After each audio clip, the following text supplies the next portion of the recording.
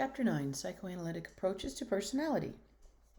So in this section, we're going to be looking at the intrapsychic domain, factors within the mind that influence behavior, thoughts, and feelings.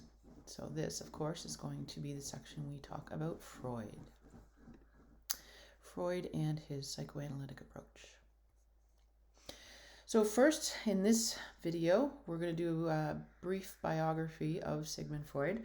I think it's important to know this perspective from which he came, how he became involved, and where his theories kind of come from.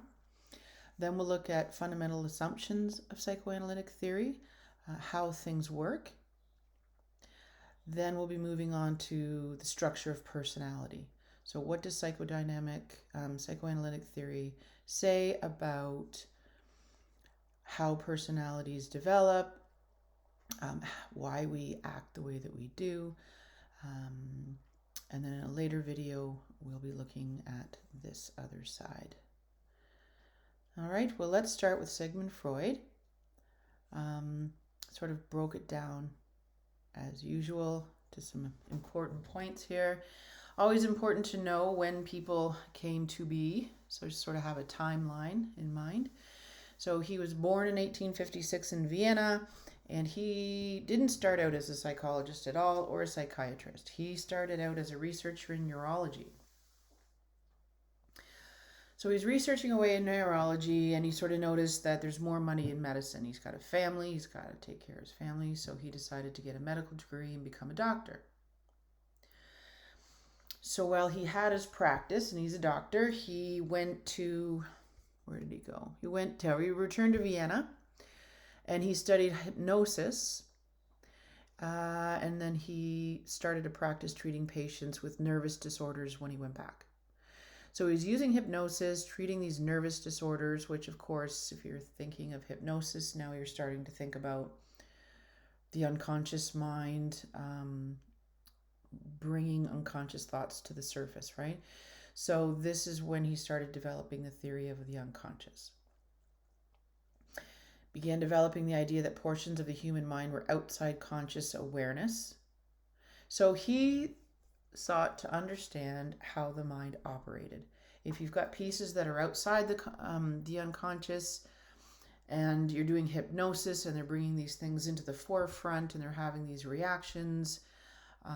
He also noticed the unconscious was expressed in dreams. So dream analysis became the cornerstone of treatment. Because remember, what he's trying to do is find out what is in the unconscious, right? Because that is the source of hysteria, that is the source of mental health issues, that is the source of everything. Things that we have repressed into our unconscious. So one way of bringing that about is dream analysis. Adult personality is a result of how one coped with sexual and aggressive urges in childhood. Okay, so this is the beginning of how his psychoanalytic theory sort of became grounded, why people act the way they were. We're going to talk about it shortly, but basically we all have these, sexual and aggressive urges in childhood. They're natural.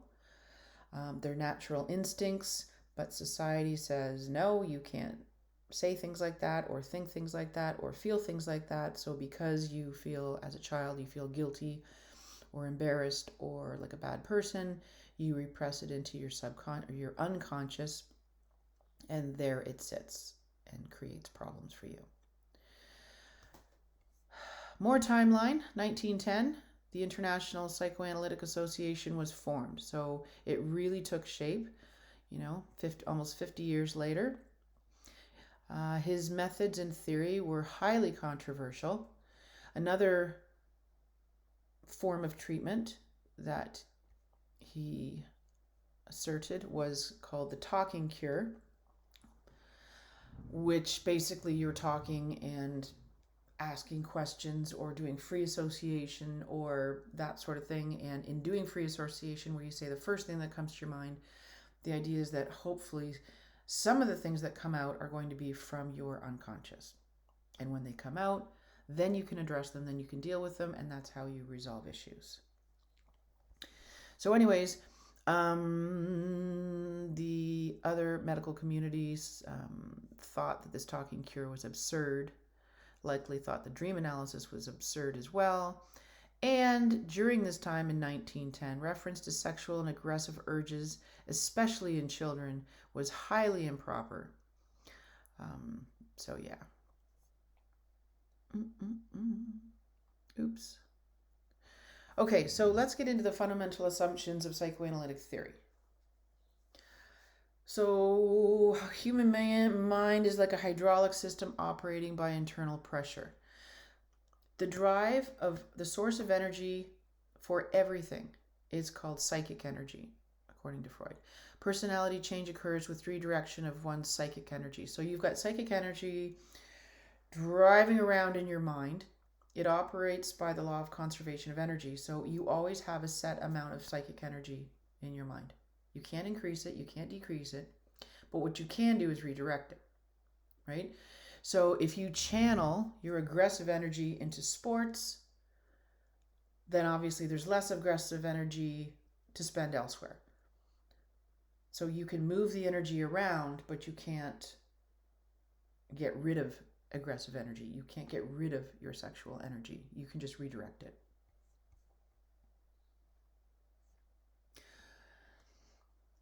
So the three fundamental assumptions or bases of psychoanalytic theory. We've got basic instincts, which is sex and aggression. We've got unconscious motivation, and we've got psychic determinism. Those are the three pieces. So the first one is basic instinct, sex and aggression. So we have these very basic instincts. It's the basic source of psychic energy. It's an innate force that drives every single thing that we do. That is where we get our power from. Freud was very strongly influenced by Darwin's theory of evolution that had just come out shortly before then.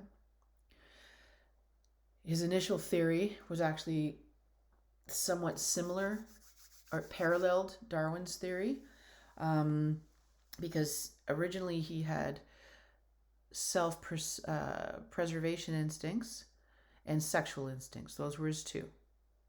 So self-preservation instincts similar to selection by survival instincts, and then sexual instincts similar to reproduction. So Freud's basis did have this strong sort of influence of the biological stream in terms of innate predispositions that we have, instincts that we have, innate forces that drive us to do things. In later formulation, Freud collapsed self-preservation and sexual instincts into one. So he modified his theory, so now he's got life instincts and he added death. So life is libido, sex, pursuit of pleasure of any kind. Whereas death is aggression, destruction, any of that side. So originally he thought they were two separate things, but then he came to understand that they actually do work together. They can work together, right? So for example, the act of eating. So consume nutrients to survive, which is a life instinct, right? You eat to survive. But there's the death instinct part where active tearing, biting, chewing, aggressive manifestations of the death instinct. Another one is sexual assault, combination of both of them. So it is both an act of aggression and destruction, but it's also an act of sexual instinct.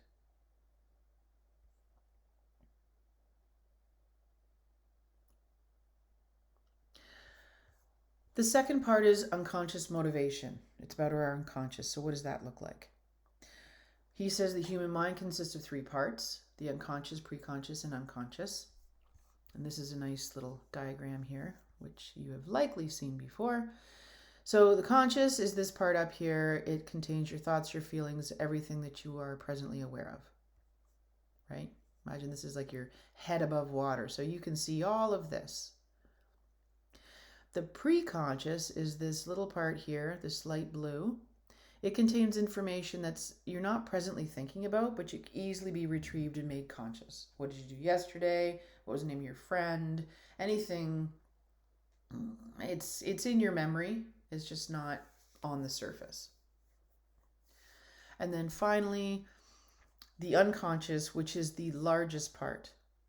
That's kind of important to know too. The conscious is this, it's a very small fraction of your mind. The largest piece is the unconscious. Totally hidden from view, thoughts and feelings we are completely unaware of. So these are all of the urges,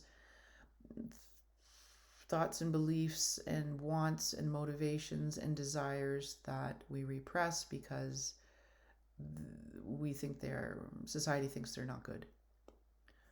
They're bad, they're evil, whatever you want to say.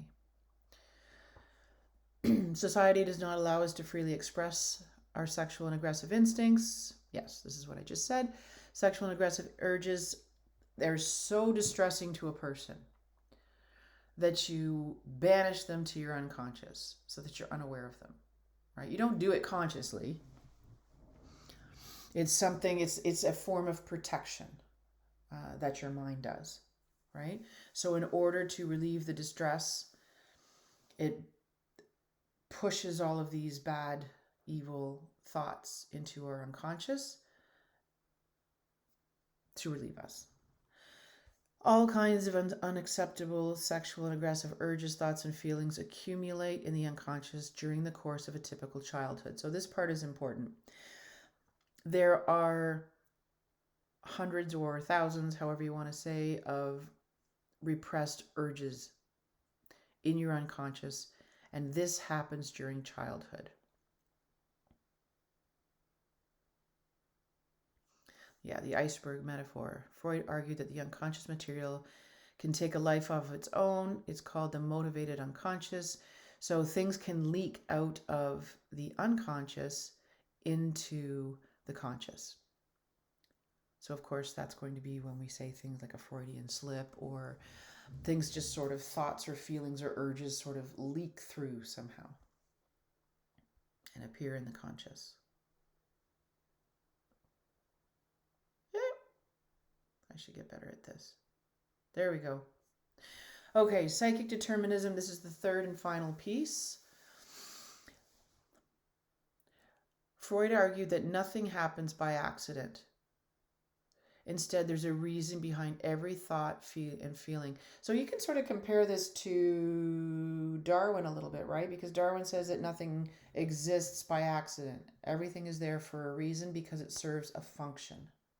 Right? Everything serves a function. So if you want to know why someone behaves the way they do, it's not one person in particular, why there's a certain personality trait exists, why anything exists, you need to look at the function, because the function is what's surviving, right? So Freud similarly argued that nothing happens by accident. There's a reason behind every thought, feeling, everything that you do. But his is different in that he's saying every thought and feeling that you have is an expression of your mind. Usually it's an expression of your unconscious mind. So it's all of those repressed feelings, thoughts, behavior, beliefs, desires, instincts coming up from the unconscious and driving behavior. Reasons could be discovered if the contents of the unconscious could be examined.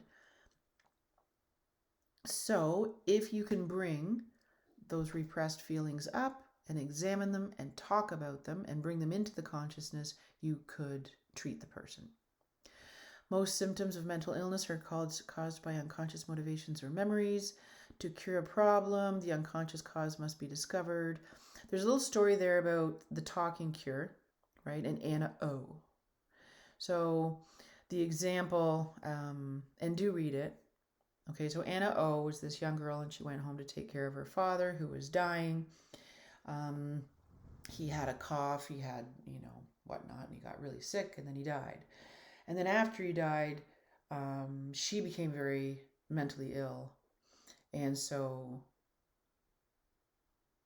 she did the talking cure. She was treated by a psychiatrist or psychologist. Anyways, and through talking, the cough, her cough that came on, that's because she saw her father coughing and the pain that brought up. And then the inability to drink liquids. Turns out she remembers this memory that she had repressed of, I think this dog was drinking out of her cup. But the repressed feelings or thoughts, so that made her act in certain ways. And once they talked about it, you have an emotional catharsis or release. You bring it to the forefront, you talk about it. There's the realization that my inability to drink liquids is because that was so disgusting when that dog drank out of my cup. And then you are cured. Okay, so that is the end of sections 1 and 2. I'm going to stop here at 16 minutes. And I will see you in the next video where we will start with the structure of personality.